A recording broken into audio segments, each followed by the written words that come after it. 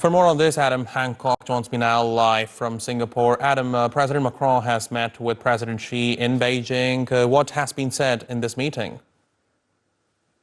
Yeah, well, as expected, President Macron has urged President Xi to reason with Russia, saying that he can count on China to bring Russia back to the negotiating table and try and get a peace deal in Ukraine. President Macron also told President Xi that the war in Ukraine had dealt a blow to international stability.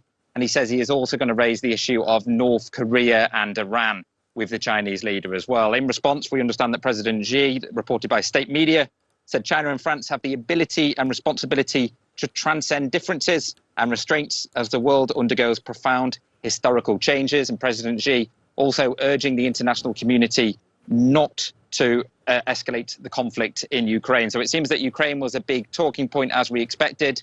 It seems unlikely that President Xi is going to change his stance on the war so far due to this meeting. Obviously, China have tried to be neutral on the conflict, but critics of Beijing say they are too closely aligned with Russia. We had that meeting in Moscow between President Xi and President Putin. President Xi, of course, yet to meet with President Zelensky. We also understand that trade has been on the agenda as well. President Macron travelling with a large delegation of business leaders, and we expect to hear more about some potential deals in the coming hours.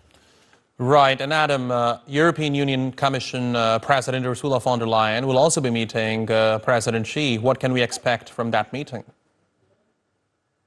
Well, once again, we can expect Ukraine to be top of the agenda and the ongoing conflict there. Like President Macron, we understand that Ursula von der Leyen is going to try and persuade President Xi to do more to bring an end to this conflict, which has been going on for over a year now. And she has been quite critical of Beijing in recent weeks, particularly their refusal to condemn Russia for their invasion of Ukraine. She also talked about the risks of doing trade with China and saying that relations with China had been a lot more distant in recent years. So it will be interesting to see how that meeting goes with President Xi, considering her comments in recent weeks. But like President Macron, she also understands the importance of China as a trade and investment partner for the EU. So no doubt she will be speaking about that and trying to find a way to balance really their concerns about China, but also their need to do trade with them and secure these investment deals.